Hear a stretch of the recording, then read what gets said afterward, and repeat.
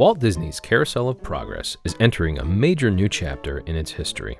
Before this version becomes part of Disney history, we're taking one last look at the scenes, narration, jokes, nostalgic details, and of course, the music that guests have known for years. Plus, what Disney has announced for the next version and which classic elements are expected to remain. It's also a special piece of Disney history. As the current intro will tell you, the attraction was originally conceived by Walt Disney himself for the 1964-65 New York World's Fair, later moving to Disneyland and then to Magic Kingdom. The Sherman Brothers song, "There's a Great Big Beautiful Tomorrow," was written for the original version of the attraction and became one of its defining features, and the one that you can't get out of your head. The current Magic Kingdom version largely comes from the attraction's 1994 update, when that original Sherman Brothers song returned, and Gene Shepard became the voice of John, the father, and the narrator. And the latest design in cast iron stoves. While this is not a full, uninterrupted point of view, it does include footage from every scene. So think of this as a final snapshot of the current Carousel of Progress before its major update, a version that takes guests from the early 1900s through the early 2000s, showing how technology changed everyday family life. The attraction begins with a short intro explaining Walt Disney's original idea for the Carousel of Progress and its debut at the 1964-65 New York World's Fair. Then, as the theater rotates, we hear "There's a Great Big Beautiful Tomorrow" and move into the first scene. The current version starts around Valentine's Day at the turn of the century, where John introduces us to the early 1900s and the first signs of modern technology entering everyday family life. This is also where we meet Rover the dog, John's wife Sarah, his son James, and his daughter Patricia. Even in this first scene, you can see the basic formula of the attraction. John points out what feels modern for the time, the family shows how those changes affect daily life, and the show mixes progress with a lot of old-fashioned humor. Now, if you'll excuse me, I've got to get the laundry off the line before it starts raining cats and dogs. Oh, don't worry, Rover. She didn't mean real dogs. Besides, it's not going to rain today. My lumbago isn't acting up. I might want to say I told you so. Well, you gotta come down. All you have to do is put your wash on the line, right? Oh well, the cistern was low anyway. The lumbago joke is a great example of the charm of this version. The scene is clearly about technology moving forward, but it still feels rooted in a simpler, more nostalgic version of family life. There are also details that connect to later scenes, like the mention of electric lights on the horizon and James using a stereoscope, which feels like an early version of the personal viewing technology we see again in the final future scene. The second scene moves us into the 1920s around the 4th of July, where John, Sarah, Jimmy, and Patricia are adapting to electricity, indoor plumbing, the radio, and all kinds of new conveniences in modern family life. These changes bring a lot of benefits, but also a few new challenges. From blowing fuses to keeping up with house guests, the radio also becomes a major part of the family's connection to the outside world, bringing news, music, and entertainment right into the home. And of course, this is also where we meet one of the attraction's most memorable characters, Uncle Orville, voiced by the legendary voice actor Mel Blanc, best known as the voice behind many classic Looney Tunes characters, including Bugs Bunny. Now that you know it, you'll hear it. Uncle Orville's taken over the coolest spot in the house, of course, and he's rigged up a real clever contraption. He calls it air cooling. Too bad he's not reading the help wanted ads. No privacy at all around this place. Sorry, Orville. Uncle Orville makes another cameo in the final scene, and he became such a fan favorite that he's one of the classic elements expected to remain in the updated version. This 4th of July scene really shows the attraction's mix of progress and humor. New technology is making family life easier, but it's also creating new little problems for everyone to laugh about. The third scene brings us to Halloween in the 1940s. John, Sarah, Jim, and Patty are now enjoying even more home conveniences, including refrigeration and a dishwasher. John is commuting as part of the rat race, and television is becoming a new part of family entertainment, even with Grandma and Grandpa getting pulled into the fun. This scene also highlights the do-it-yourself craze, with John and Sarah working on turning their basement into a rumpus room. We're remodeling our basement of something called a rumpus room, and we're looking forward to a few rumpuses, I'll tell you, as long as they don't get out of hand. John, this papering is getting out of hand. I could use a little help. Now, Sarah, didn't I set up that clever automatic paint stirring machine for you? Yes, John, you're a genius. Of course, this will ruin my food mixer. Not that you'd care. Oh, good old Sarah. Always the last laugh.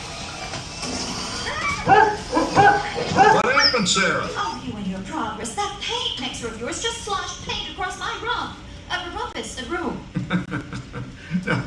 How do you like that? I always say if you're going to be married, marry a girl with a sense of humor. This is another great example of how Carousel of Progress celebrates new technology and human ingenuity while still finding humor in the problems progress can create. And Grandma enjoying the boxing match on TV is a fun bit of foreshadowing for the final scene, where she's once again embracing new entertainment technology, this time by beating her grandson at a virtual reality space game. The final scene brings us to Christmas around the year 2000, or the start of the 21st century as it was imagined in 1994, when the current version of Carousel of Progress was created. John, Sarah, Jim, Patty, Grandma, and Grandpa are celebrating the holidays with what were meant to feel like futuristic technologies, including virtual reality headsets, voice-activated lights, and voice-controlled appliances. But for modern guests, this future now feels a bit retro. Many of the advances highlighted in this scene are either common today or are already outdated, with references to things like car phones, laser discs, and high-definition TVs. The idea of automation is still relevant, but the way this scene imagines it now feels very 1990s. This scene also does include a few meaningful callbacks. Uncle Orville makes one final cameo, and Rex Allen, who voiced the father in the original version of Carousel of Progress, provides the voice of Grandpa here as a nod to the attraction's earlier history. Grandma and Jim playing a virtual reality space game also brings together details from earlier scenes. Grandma's love of the television in the 1940s and Jim's stereoscope in the 1900s both point toward this final version of home entertainment, more immersive, more futuristic, and, at least for Grandma, a little more competitive. Hey, check it out, Dad. Grandma's up to 975 points. Wow, 975? Increase to 975. Make mode overload. Command error. John, what's wrong with the oven? What, Make mode complete. Enjoy your meal. Anyone for pizza? Oh, another Christmas turkey ruined. That final joke really sums up the current finale. Technology has made life more convenient, but it still does not always work perfectly. And now, decades after this scene was designed, the future Carousel of Progress was imagining has become part of the past and the present.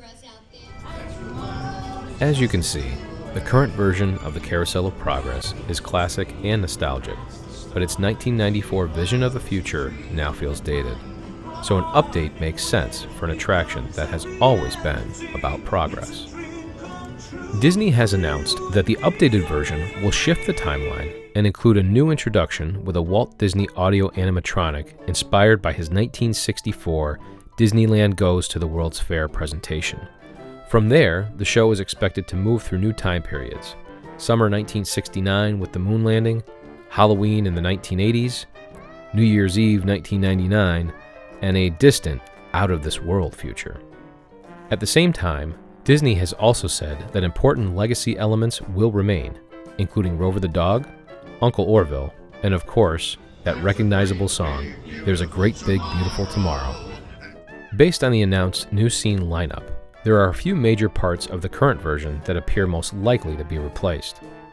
First is the current scene structure: the early 1900s, the 1920s, the 1940s, and the 1990s/early 2000s finale, including the current Christmas in the House of 2000 version of the future.